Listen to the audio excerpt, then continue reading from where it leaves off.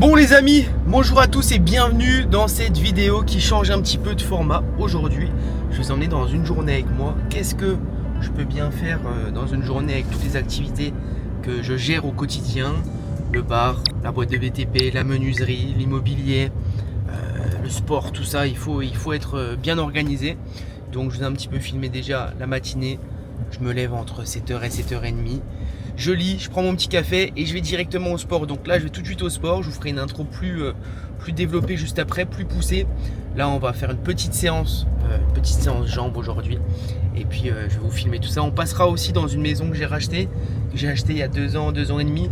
Je vais vous filmer un petit peu l'avancée des travaux. Je vais vous montrer, voilà, je vais vivre un petit peu dedans. Donc, je vais vous filmer tout ça. Et puis, je vais vous emmener avec moi dans mes rendez-vous. Aujourd'hui, des rendez-vous importants. J'ai rendez-vous avec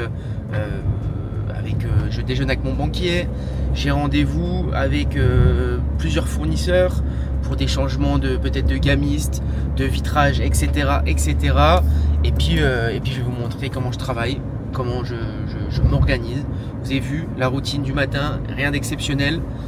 Je lis un petit livre, je bois mon café, une demi-heure on va dire, et puis je vais à la salle de sport entre 8h et 8h30. Et puis voilà, et j'attaque ma journée comme ça. C'est une première victoire. En général, je fais 4 à 6 séances par semaine. Et puis je vais vous filmer tout ça. Allez, à tout de suite. Bon, vous avez vu, il fait pas trop beau.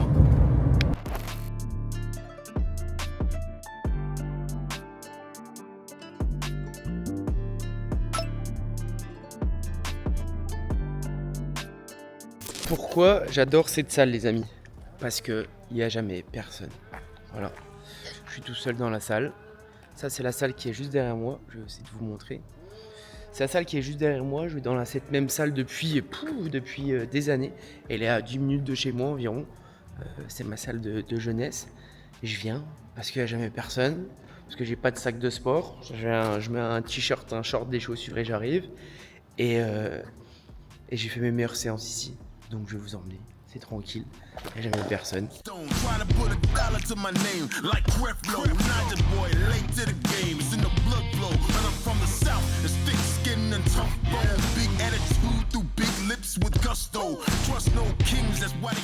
Je vous reprends ici une maison que j'ai achetée fin 2022, je crois, au début 2023. Je sais plus trop, mais en fait, c'est une maison qu'on n'a jamais eu le temps de rénover avec mon entreprise de travaux. Du coup, c'est rénové. Et ça y est, on a un petit peu le temps.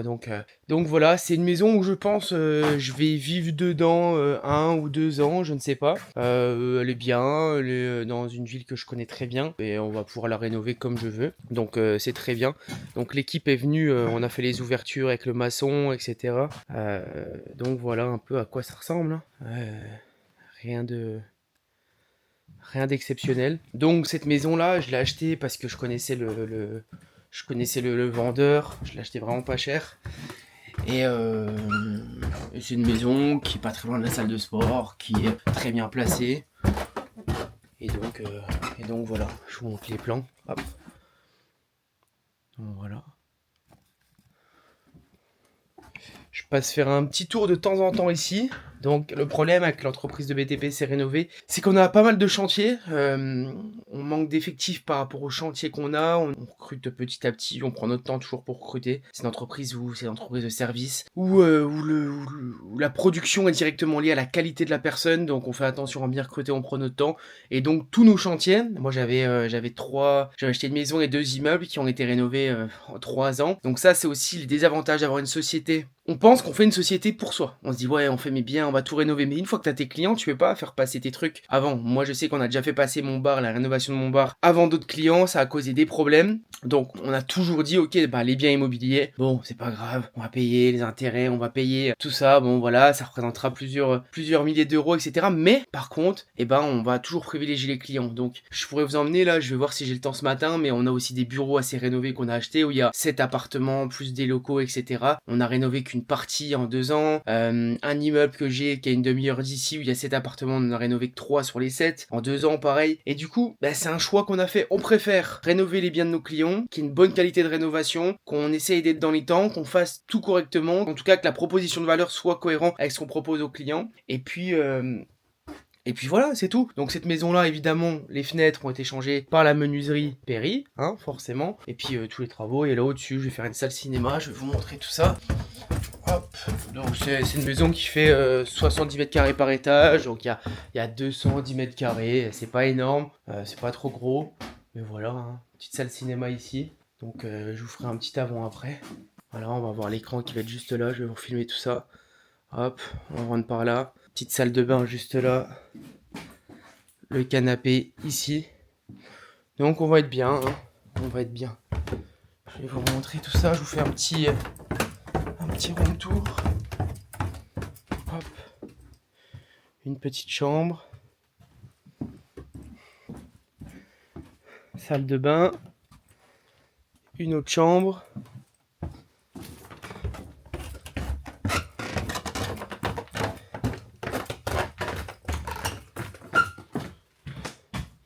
Et salon cuisine. Et voilà. Petite réflexion que je voulais vous partager, c'est que vous voyez là, le matin en général, j'arrive au bureau entre 9h et 10h à la menuiserie. Voilà, je vais au sport, je prends mon temps, je fais mes petites routines, etc. Ce matin, je suis passé, je ne vous ai pas filmé, mais je suis passé pour un café avec mes parents. Mes parents, ils sont en vacances, ils habitent pas loin, et voilà. Et ça, pour moi, c'est la liberté que j'ai toujours voulu, j'ai toujours choisi. Pourquoi ? Parce que j'ai voyagé, j'ai beaucoup voyagé, je suis allé aussi à Dubaï, je suis allé à Madrid, je suis en Thaïlande. J'ai vu ces modes de vie là qui me plaisaient carrément, quoi. T'es là, la journée tu te lèves, tu fais du sport, tu prends le soleil, il fait bon, c'est bien, c'est pas cher. Bon, Dubaï un peu plus cher, mais génial, quoi. Et t'as plein d'entrepreneurs, etc. Moi là aujourd'hui, je partage pas mes journées avec 1000 entrepreneurs, quoi. Et je me suis rendu compte que moi, ce qui m'intéresse le plus, c'est déjà d'être proche de ma famille. Parce que c'est important pour moi, pour mon équilibre, de venir, de manger avec mes parents les week-ends, d'aller à mon sport, la même salle de sport que je vais depuis des années.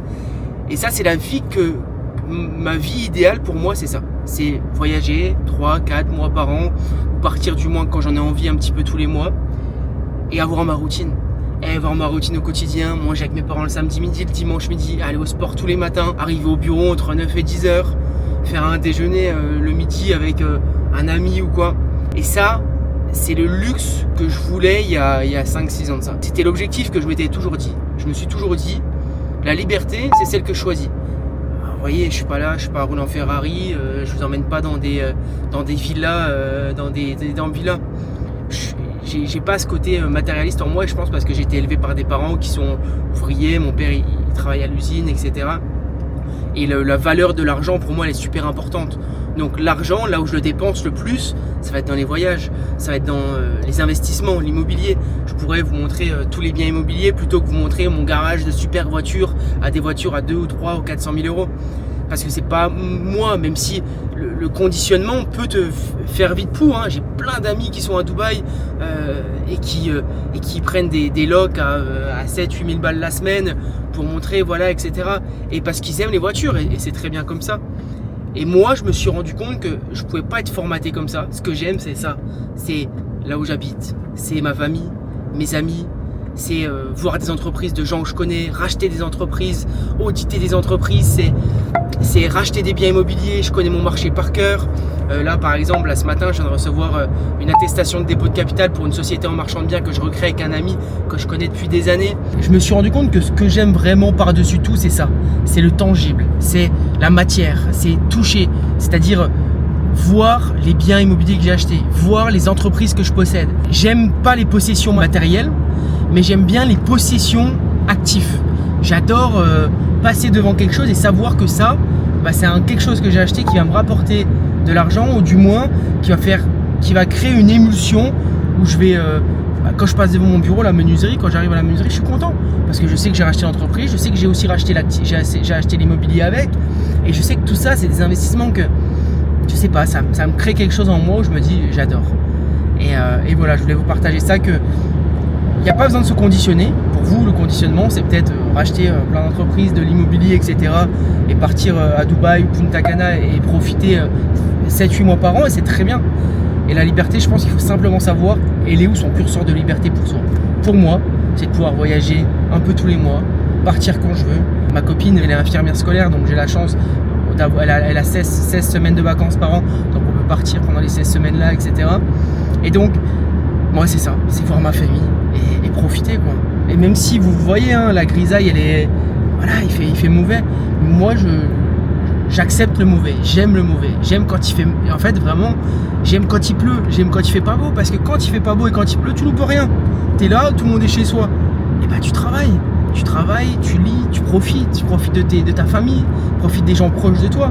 Quand il fait beau tous les jours là, moi quand je vais en Thaïlande ou quand j'étais à Bali là, il y a 2 semaines, t'as pas envie de travailler tous les jours. Il fait 25-30 degrés tous les jours dehors. T'as envie de la piscine, t'as envie d'aller prendre un jus de fruits là. Et donc, et moi j'aime ça. Là on est en juillet, on est en août demain. Il fait pas fou, le temps il pleut, mais ça m'impacte pas et ça m'impactera jamais. Et ça c'est aussi un trait de caractère d'avoir habité dans une petite ville de campagne où il fait pas super beau, c'est que moi qu'il fasse beau ou mauvais, mon mental il change pas quoi. Je m'en fous complètement. Par contre quand il fait beau je suis content. Je suis content parce qu'il y a le soleil, c'est cool, mais quand il pleut, je suis pas triste quoi. Et donc mon émotion ne varie pas et mon émotion elle est toujours assez comme ça. Donc voilà, je vais vous partager ça. Allez, on se retrouve au bureau, je vous filme tout ça très vite.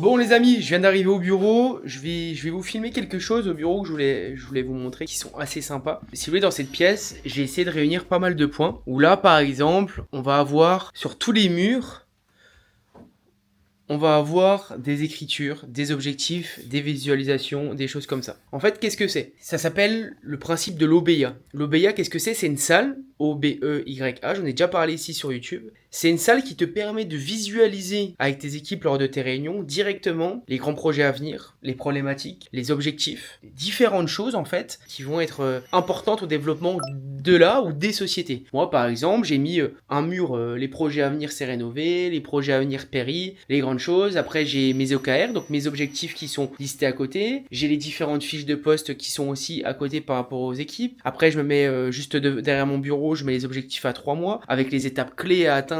Par exemple, j'ai mis un chiffre, j'ai noté un chiffre en euros sur les OKR, donc sur les objectifs du mois, du trimestre là jusqu'à la fin septembre. C'était un chiffre qui concernait les revendeurs poseurs de menuiserie. En fait, je me suis dit, ok, dans 3 mois, on doit atteindre cet objectif mensuellement avec les revendeurs poseurs de menuiserie revendent aux pros. En fait, pour rappeler, la société que j'ai rachetée, la menuiserie que j'ai rachetée, faisait que du B2C, donc on livrait que des particuliers. Et moi, j'ai voulu tout de suite pivoter en disant, on va garder le particulier en local, ça met du beurre dans les épinards, mais si on veut scaler, si on veut développer au maximum, on va vendre aux pros. Et il y avait 0 pro, 0 personne n'achetait ici quand on a acheté l'entreprise. Et là, aujourd'hui, le chiffre que j'ai marqué il y a 2 mois sur le tableau, on l'a atteint. On a, ça y est, nos pros qui se livrent, qui achètent chez nous et qui on livre. Là, on a plusieurs déjà livraisons en Ile-de-France, on commence à livrer en Vendée, etc. Donc, c'est-à-dire qu'on a de l'interaction, on commence à avoir du dynamisme et qui se crée sur le pro. Mais ça, c'est le résultat simplement d'un objectif. Dès qu'on a un pro, c'est les personnes là qui vont s'occuper de ce pro-là. Comment on va chercher ce pro? On va créer un book commercial, un truc de chiffrage en ligne, etc., etc., etc. En fait, toutes ces étapes, petit à petit, on va y arriver et c'est un objectif commun qui est hyper important pour l'entreprise, pour moi, parce que vu qu'on produit, on a une usine, je veux qu'on livre aux pros et ça, c'est obligatoire pour moi.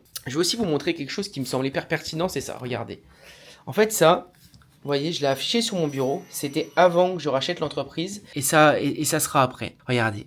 Menuiserie Péri, entreprise familiale créée en 1947, un savoir-faire traditionnel du métier de menuisier en l'adaptant aux nouvelles technologies afin de répondre aux exigences de qualité et de sécurité actuelles.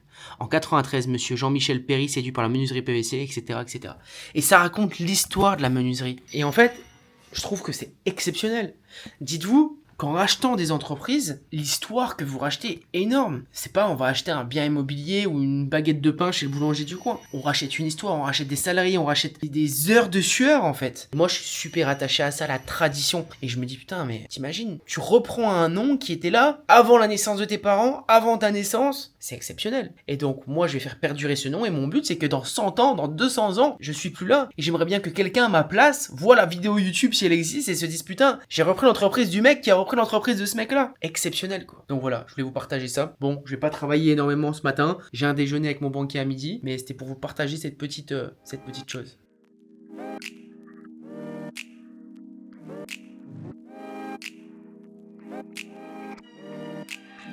Regardez aussi ce tapis de marche là. Je bosse des fois, je mets mon ordi ici, puis je bosse en même temps. Les amis, j'ai sorti les lunettes. Bon, ça y est, on a fini la petite session de travail. Bon, j'ai pas été une foudre de guerre ce matin, mais c'est pas grave. Ça arrive. J'ai tardé un petit peu à me mettre dessus. J'avais pas mal de points à voir avec Christopher, mon chef d'atelier. Je vous emmène avec moi au déjeuner avec mon banquier. Je vais essayer de filmer ça pour vous montrer un petit peu. Allez, à tout de suite.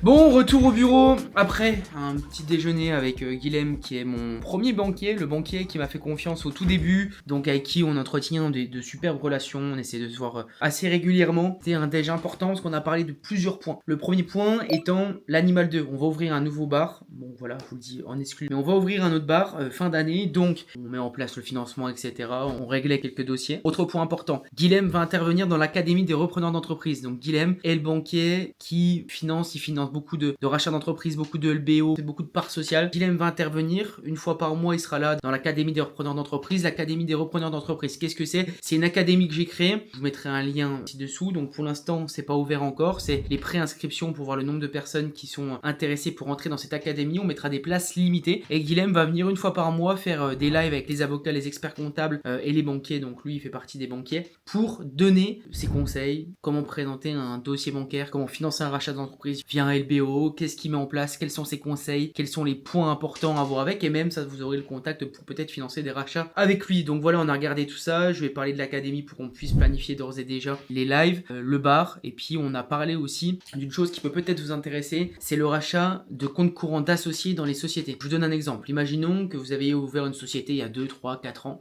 et que vous avez mis 50, 100 000 euros en perso dans cette société-là, parce que votre société avait besoin de fonds, parce que les aléas de la vie font comme ça, que vous avez mis au début de votre aventure de votre société. Cette banque-là où Guilhem travaille, eh bien eux font du rachat de compte courant d'associés. Donc c'est-à-dire que vous avez mis 100 000 en perso, vous les récupérez, vous avez des projets perso. Au lieu d'impacter la trésorerie de votre société, la banque vous finance le rachat de vos comptes courants d'associés sur 10 ans. Ça me paraît intéressant dans une optique de refinancement de la dette, d'accélération, etc. Pour moi c'est intéressant. Donc on discutait de ça, il m'a proposé ça. À voir si je le mets en place, voilà. Là j'attends des fournisseurs qui vont arriver, c'est des gamistes qui vont arriver parce qu'ils veulent que je change de gamme de menuiserie. Actuellement on a un fournisseur historique dans la menuiserie que j'ai racheté qui nous fournit nos profilés pour produire notre fenêtre. Là c'est un nouveau gamiste qui aussi essaie de nous convaincre de nous rejoindre, donc ils vont présenter les tarifs, etc. Je pense que ça sera des tarifs plus avantageux, mais encore une fois je le fais pas forcément, je suis pas dans le gamiste actuel pour les tarifs, donc à voir, on va réfléchir à tout ça. Et donc je vais essayer de vous filmer je vais mettre la caméra là pour qu'on puisse filmer un petit peu l'entrevue. Voilà.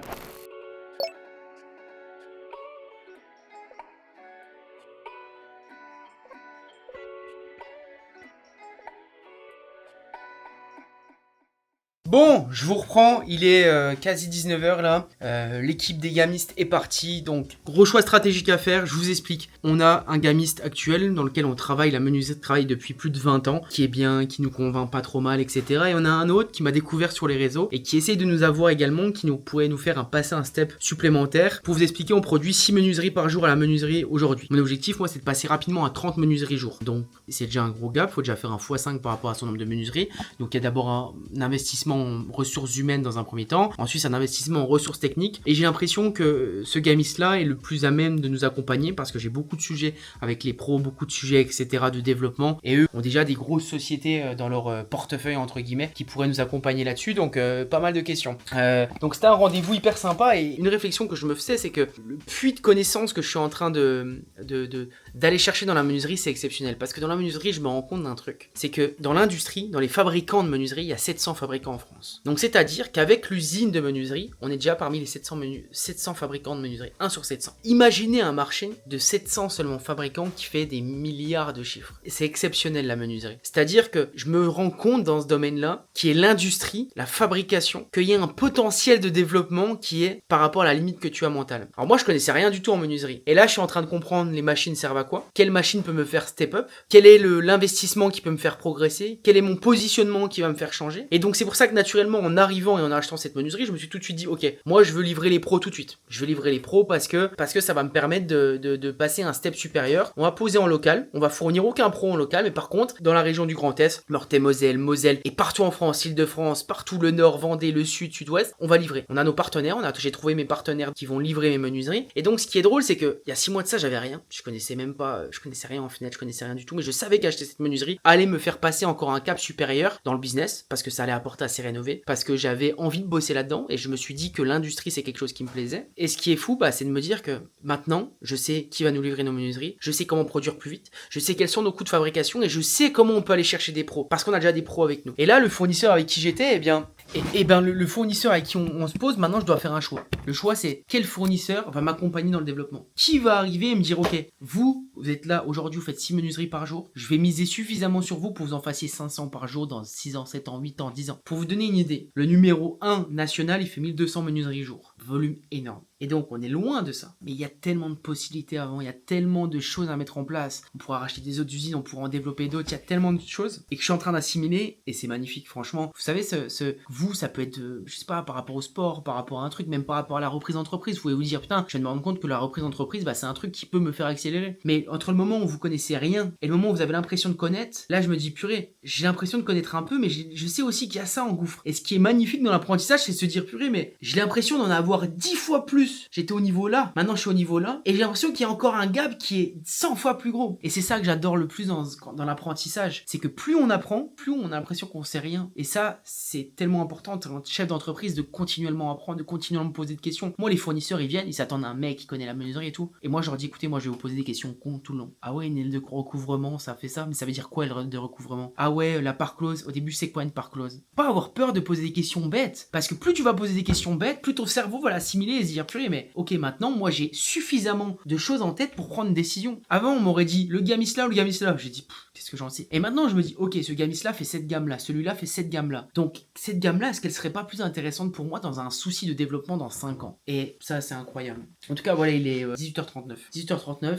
J'ai fait mes rendez-vous, j'ai déjeuné avec mon banquier, j'ai vu les fournisseurs cet après-midi, vous avez vu. J'ai pas énormément travaillé aujourd'hui, ça c'est les journées, les jeudis où je me mets des journées où là je vais bosser, rencontrer, faire mon réseut, travailler un peu sur le social entre guillemets et le développement, parce que même si on a l'impression de pas travailler à l'instant T, faire du développement en rencontrant des fournisseurs, cette journée a un impact sur les 3 prochaines années de ma vie, parce que le financement de TAC, parce que le choix de changer de gamiste, et c'est ça qui change tout. Et en tant que chef d'entreprise, il y en a plein qui font pas ça. Il y en a plein qui vont arriver, qui vont dire purée, allez je suis dans mes mails, je dois faire mes factures. Non, ça il faut le déléguer pour pouvoir se concentrer sur ces choses-là qui sont ultra importantes. Donc j'espère que cette journée avec moi vous a plu. Moi je vais rentrer, je vais bosser encore une petite heure ici. Et puis voilà. Donc si ça vous intéresse, si vous êtes intéressé par l'Académie des repreneurs, j'en ai parlé tout à l'heure, eh bien regardez le premier lien en description. On va créer la plus grosse académie en France dans la reprise d'entreprise et ça je vous le promets. Donc vous pouvez vous inscrire, je vous donnerai beaucoup d'infos dessus prochainement. On va mettre des lives avec les avocats, avec les experts comptables, avec les banquiers. Ça va être magnifique, j'ai déjà tout en tête. Si cette vidéo vous plaît, vous laissez un j'aime, un petit commentaire.